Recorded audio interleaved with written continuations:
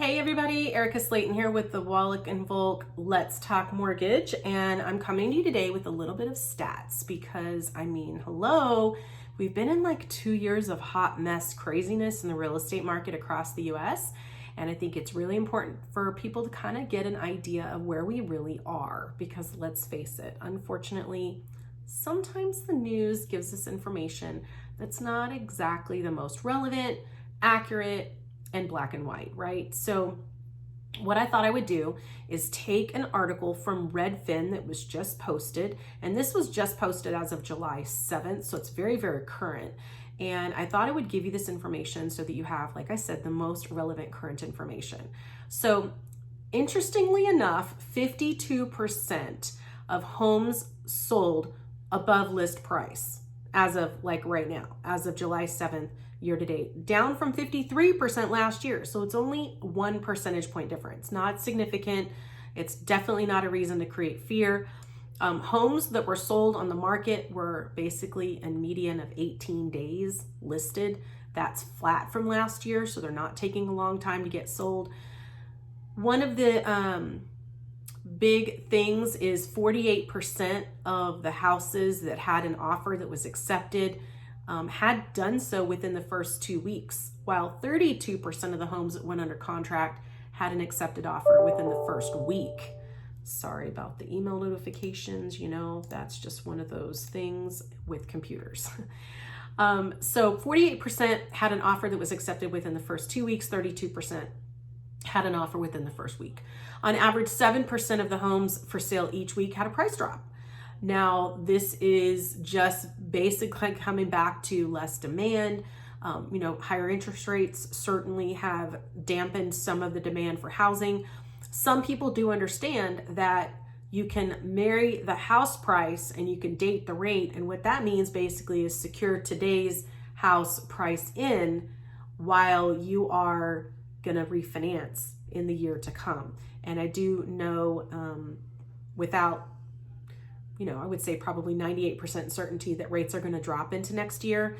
And the reason just comes with inflation goes up, rates go up, inflation comes down, rates come down. So as the Fed is doing their thing to try to slow that inflationary pressure that you and I are feeling at the grocery store, the gas pump, and everywhere else, that is going to help the rates come down eventually. So you lock in today's price and then you can refinance that house home loan later on down the line. So it's really, I don't want to downplay this, that it's temporary pain, but it's better to pay more on your interest rate now and pay less for your house now and then have to pay more for your house later.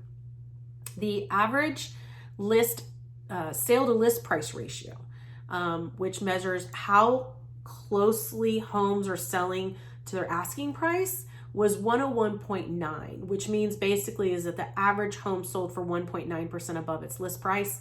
This was down from 102.2% a year ago. So that is not significant either in the grand scheme of things. Overall, we're not seeing huge changes from what we like to call the blistering housing market that we saw in 2021 and 2020. Really, more than half of the houses out there are still selling above asking price and very, very quickly.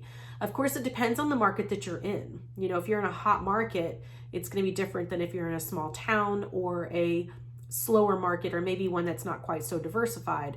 But, certainly in parts of Arizona and Texas where I lend, it's a very, very hot market and it's not looking like it's going to slow down anytime soon.